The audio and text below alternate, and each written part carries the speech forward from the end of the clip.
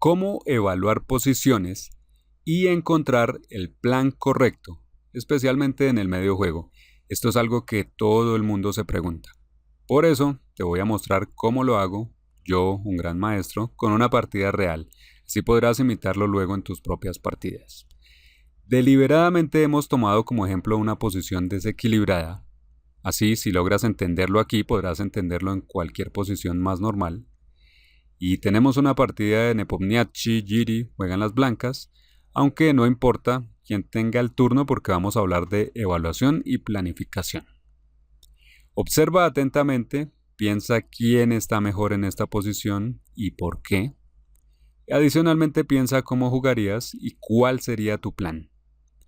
Después de pensarlo por un momento, por tu cuenta, luego vamos a hacerlo juntos aplicando un método muy sencillo.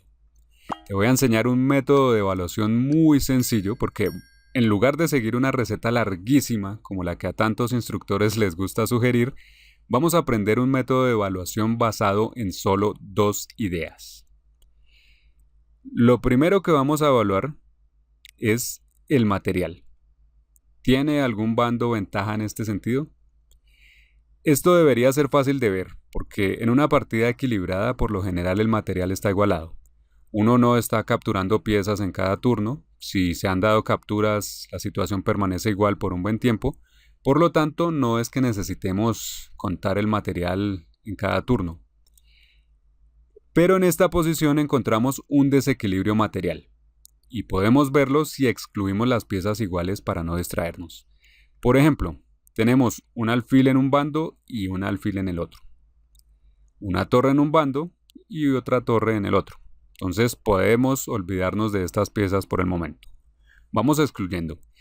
Peones en el flanco de dama y centro tenemos 1, 2, 3, 4, 5 para las negras y también 5 para las blancas.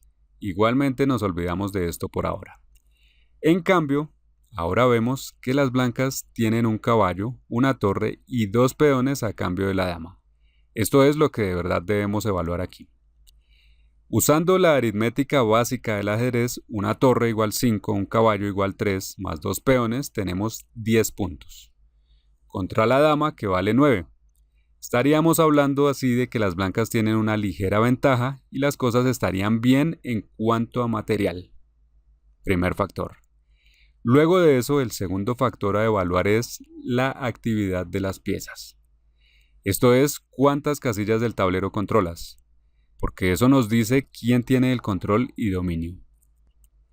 Y eso se hace de forma intuitiva. Se aprecia por la libertad y el espacio para moverse. Se ve en quién está más adelante, quién ha avanzado más, quién puede empezar a crear amenazas. Y para entenderlo bien vamos por pasos. Pensemos primero en las piezas negras, examinémoslas. Su alfil controla 2 diagonales abiertas, está muy bien. Pero las otras 2 piezas son totalmente pasivas. La torre no hace nada en la esquina y la dama no hace nada tampoco donde está. Se hace difícil siquiera mover la dama porque las blancas con torre y alfil controlan varias casillas alrededor de la dama. Así no puede moverse, no hace nada, es una damita inofensiva.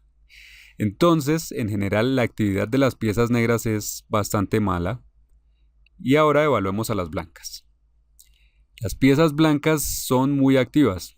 Tenemos torre F1 en columna abierta, torre A1 en columna semiabierta presionando al peón A7, alfil con diagonales en territorio contrario y bien defendido, caballo centralizado listo para saltar hacia D5 si puede y con posibilidad de saltar hacia F6 luego.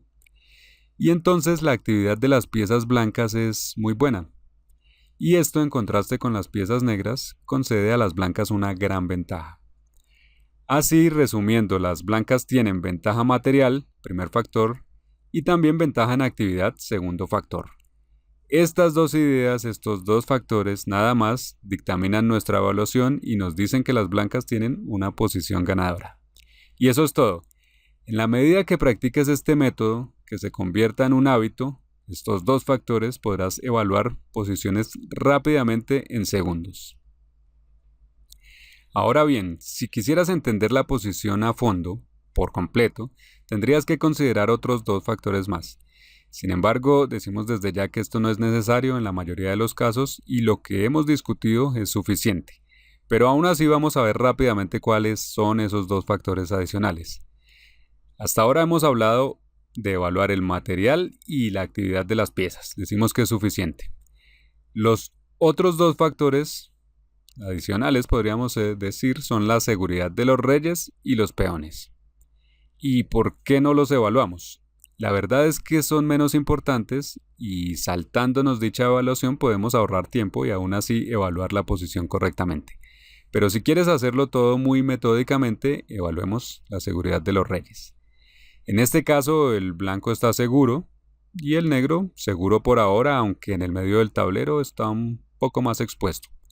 Así, en este sentido, las blancas están también un poco mejor. Y el otro aspecto adicional es la estructura de peones, cuarto factor. Sobre esto observaremos los peones débiles. Tenemos aquí, por ejemplo, el de G6, que salta a la vista, que podríamos atacarlo con una torre, es algo a considerar, y que es otra desventaja para las negras. Y en esencia eso es todo en cuanto a peones débiles. También tendríamos que observar la posibilidad de crear peones pasados a medida que nos vamos acercando al final, y así teóricamente sería posible que las blancas crearan un pasado por la columna H, donde no tienen contraparte, avanzando peones G y H, y mientras tanto las negras tendrían la posibilidad de crear un pasado por la columna A con sus peones B y A. Pues las blancas allí no tienen contraparte. Sin embargo, estos peones pasados por ahora no es algo crítico y habrá que pensarlo mejor en el final. Entonces, resumiendo, tenemos 4 factores de evaluación que nos dicen que las blancas tienen ventaja. Las blancas aquí tienen un peón extra, tienen piezas más activas, el rey más seguro y no menos importante una estructura de peones mejor, pues las negras tienen debilidad en G6. Todo esto nos reconfirma lo que habíamos dicho antes, que la posición para las blancas es ganadora. Y ahora debemos pasar de la evaluación a la planificación. ¿Y cómo hacemos esto? Bueno, tenemos que atacar las debilidades y aprovechar nuestras ventajas. La planificación debe ser una consecuencia lógica de la evaluación. Por ejemplo, si queremos apuntarle al peón G6, que dijimos que era una debilidad, probablemente jugaríamos torre F6, con lo cual como mínimo atamos a la dama a su defensa, dama que decíamos que prácticamente está inmovilizada.